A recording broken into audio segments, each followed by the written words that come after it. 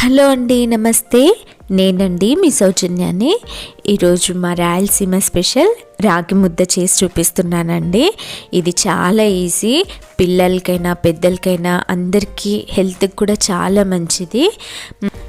ఈ రాగి ముద్ద పప్పులో కానీ చట్నీలో కానీ ఇంకా నాన్ వెజ్ కర్రీస్ ముఖ్యంగా నాటుకోడి మటన్లోకి చాలా చాలా బాగుంటుందండి. ఒకసారి మీరు కూడా ట్రై చేసి చూడండి. ఎలా చేయాలో చూసేద్దాం. 1 గ్లాస్ బియ్యం. ఈ బియ్యం కూడా అన్నం మనకి మెత్తగా అవుతుంది కదా, అలాంటి బియ్యం తీసుకుంటే ముద్దకి చాలా బాగుంటుంది.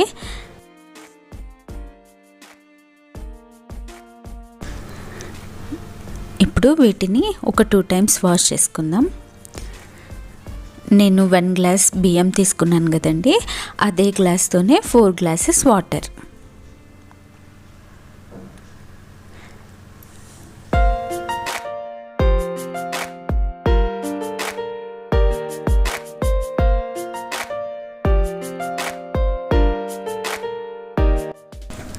తగినంత ఉప్పు.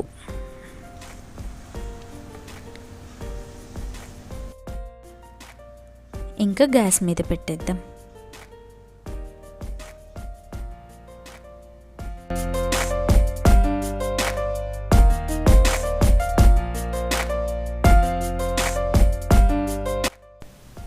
రైస్ ఉడికేలోగా మనం మామూలు చట్నీ ఎలా చేసుకోవాలో చూపిస్తాను. పచ్చిమిర్చి, టమోటా, ఆనియన్, వెల్లుల్లి.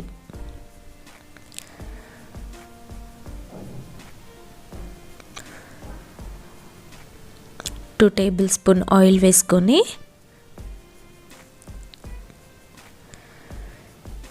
ఇవన్నీ ఒకసారి వేయించేసుకోండి.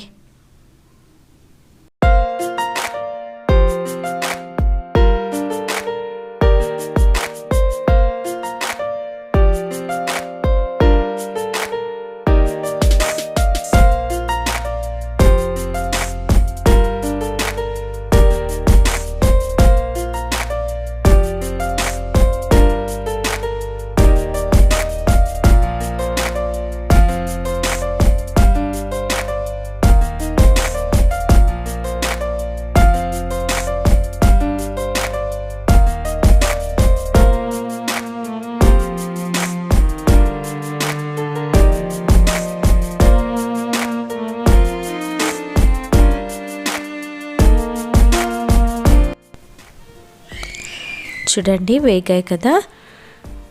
స్టవ్ ఆఫ్ చేసి కొద్దిసేపు చల్లారనిద్దాం.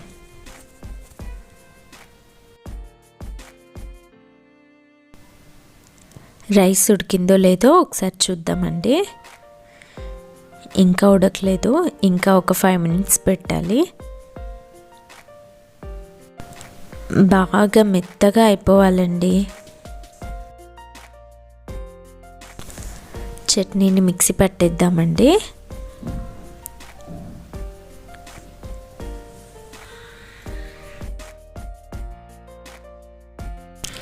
తగినంత ఉప్పు,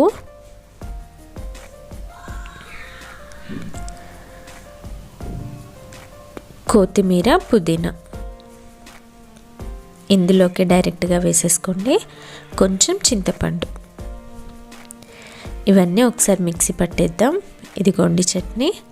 ముద్దలో కండి ఇంకా దీన్ని మామూలుగా ఇంకా పోపు పెట్టడం అదంతా అవసరం లేదు, డైరెక్ట్గా చాలా బాగుంటుంది.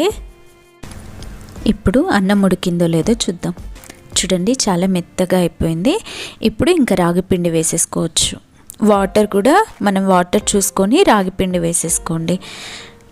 నేను 5 టేబుల్ స్పూన్ రాగిపిండి వేస్తున్నా.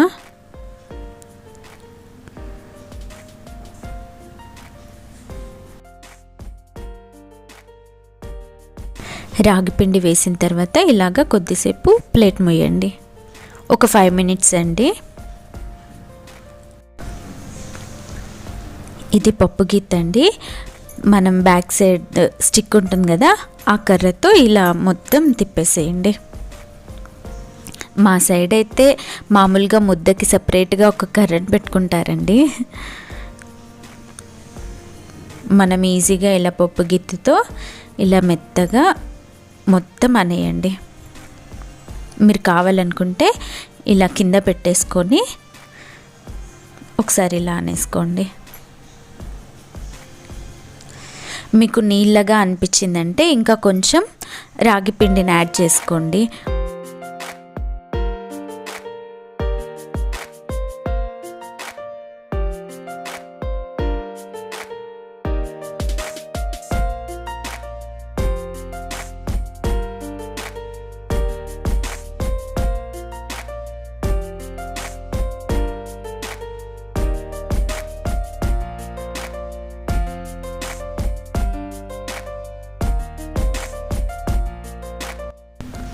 ఒకసారి మొత్తం గంటెతో ఇలా మొత్తం అనేసేసి మూత మూసి పెట్టి సిమ్లో ఒక 5 minutes పెట్టండి.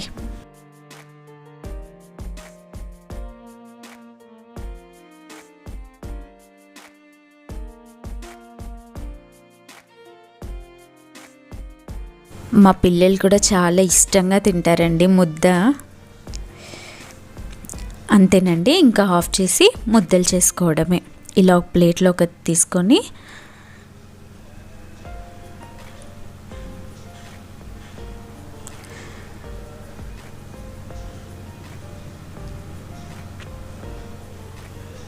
ఇలా నీళ్ళల్లో ఒకసారి చెయ్యి అనేసుకొని దీన్ని ముద్దను చేసుకోవడమే.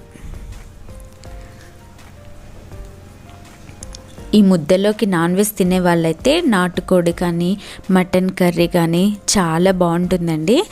ఇంకా వెజ్ వాళ్ళకైతే పప్పు, చట్నీస్, మసాలా కర్రీస్ ఉంటాయి కదండి, అవి చాలా బాగుంటాయి. చట్నీ కూడా సింపుల్ అండి. ముద్దలోకి చట్నీ అయితే ఇంకా బాగుంటుంది. చూసేస్తున్నారు కదండి.